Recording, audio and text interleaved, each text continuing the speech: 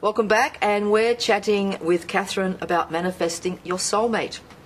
You mentioned the clinic that you have been working with. Could you share a little bit more about that? Well, I'm from Agape Spiritual Centre. It's huge in Los Angeles, and several Oscar winners and Golden Globe winners have thanked Reverend Michael in their speeches. This is Michael Beckwith of The Secret. Yep. He's the head of my spiritual community where I am a practitioner, and it is an amazing place. There are lots of creative community there because Hollywood is there, so you get a lot of actors, a lot of artists, a lot of musicians, and it's the most amazing place you could ever imagine. He created it. He founded it about a little over 20 years ago, and it has just flourished. And so it's thousands and thousands of people, and it is like nowhere else. He won the Martin Luther King Award. Did he? He did, because it seems to be Martin Luther King's vision realized to some extent, because it is quite multicultural. You see everybody, every religion, and it's very dynamic. It is based on the spiritual principles in The Secret. We didn't call it the law of attraction, and my book was written before The Secret came out and before I knew anything about the law of attraction, but it's the same exact spiritual principles. And so we're all very pleased that he was on Oprah a few times. The Secret is huge, and that the message has gotten out to a much wider audience now. And certainly it was wonderful for me because my book came out just about when The Secret did, and suddenly everybody was really prepared to hear what I have to say because they understood much about the law of attraction, that anything is possible, that you only limit yourself by your own thoughts. Okay, because the whole manifesting is based on that, isn't it? It is, exactly. And that's why when people tell me, oh, come on, soulmates is just an old fairy tale, I tell them, if you can think of it, you can have it. And so why would you do that to yourself and tell yourself you can't have your great love? I don't know if this is an appropriate question or not, is Michael with his soulmate?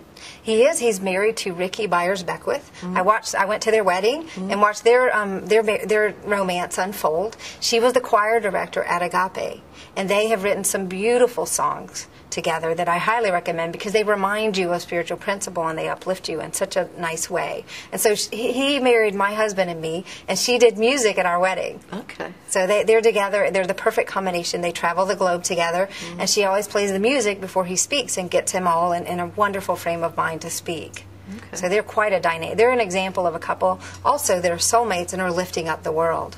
So. Through that, it's almost, you know, that synergy word. Yes. They say when two or more are coming together. Yes. And that creates even a greater energy, a greater love. Exactly. So it's that. I'm getting chills. That's right. It's that energy, isn't it? Yes, it is. Two like hearts. Wow. And I wanted to mention too that this is not restricted to heterosexual couples. I see it's a little bit different. I don't like to generalize by gender or by orientation, though you see these patterns.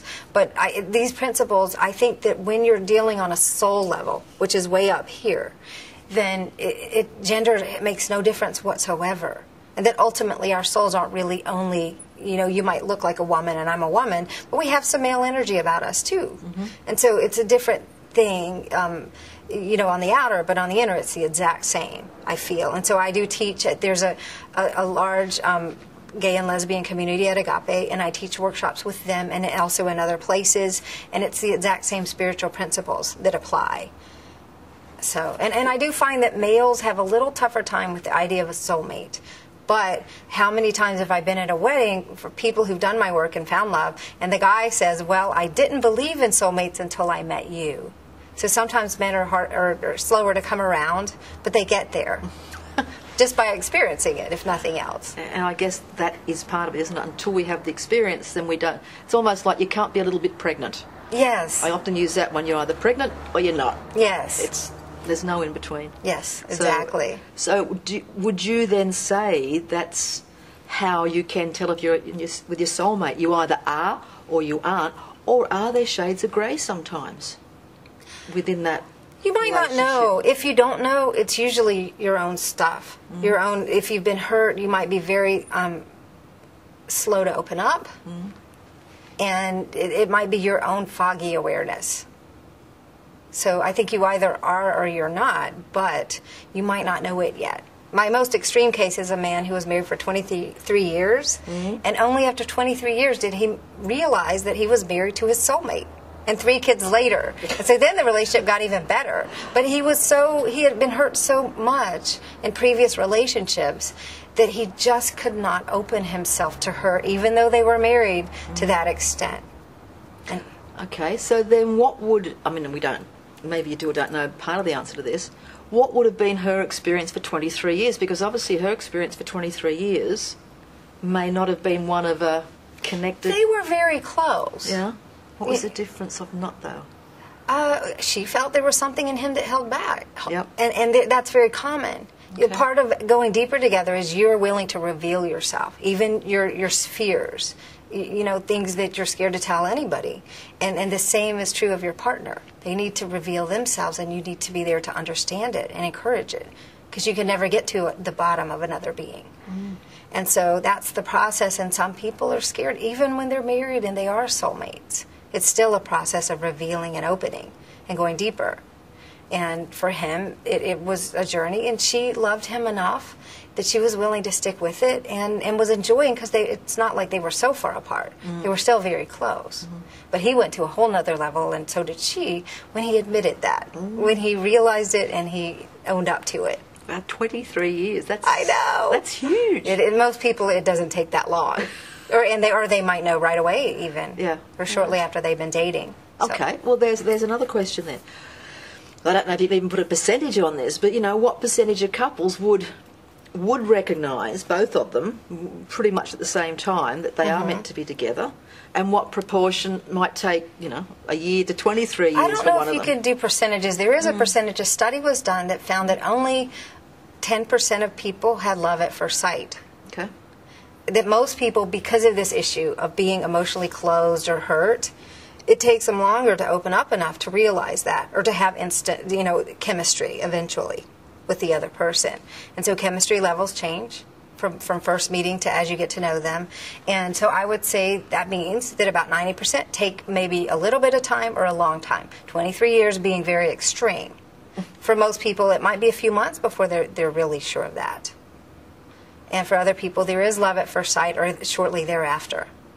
Okay. So you mentioned last night about you thought that we might start seeing the divorce rate lessening. Yes. Why would you think that?